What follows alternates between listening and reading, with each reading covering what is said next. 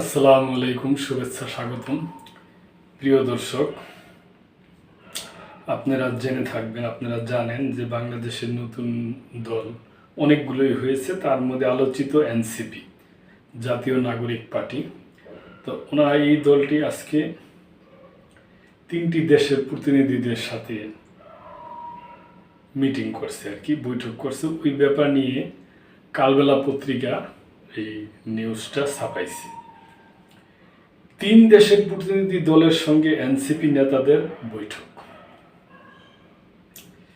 Sweden, Norway ও Denmark দূতাবাসের প্রতিনিধি দলের সঙ্গে বৈঠক করেছে জাতীয় নাগরিক পার্টির এনসিপি একটি প্রতিনিধি দল।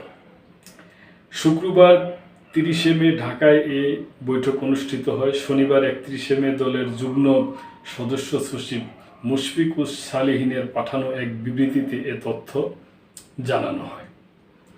বিবৃতিতে বলা হয়, বৈঠকে ইউরোপীয় কূটনীতিকদের মধ্যে উপস্থিত ছিলেন সুইডেনের রাষ্ট্রদূত Nicolas Weeks, first secretary Paula Castro Niederstrom, নরওয়ের রাষ্ট্রদূত হ্যাকন আন্ডার গুলব্রান্ডসেন এবং ডেনমার্ক দূতাবাসের deputy head of mission Anders Bille Carlsen.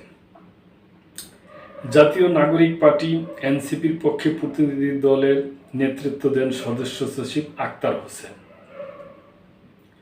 এ সময় তার সঙ্গে ছিলেন এনসিপির জ্যেষ্ঠ যুগ্ম সদস্য সচিব ডাক্তার তাসনিম জারা ও যুগ্ম মুখ্য সমন্বয়ক নাবিদ নৌরুশা।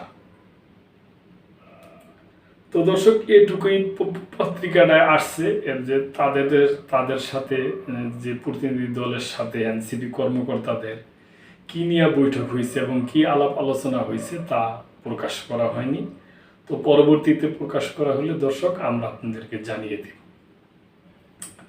তো দর্শক, আমরা মনে করি এনসিপির আরও পরিপক্ক হইতে হবে। ওনারা এখন নতুন দল, ওনাদের অনেক কিছু বোঝার শিখার আছে, জানার আছে। তো তো এইটুকুই সংবাদ কালবেলা পত্রিকায় ছেপেছে, আপনাদের সাথে আমরা শেয়ার করলাম। তো দর্শক, ভালো থাকবেন, লাইক কমেন্ট শেয়ার করে সাবস্ক্রাইব করে চ্যানেলটির পাশেই থাকবেন। আল্লাহ হাফেজ।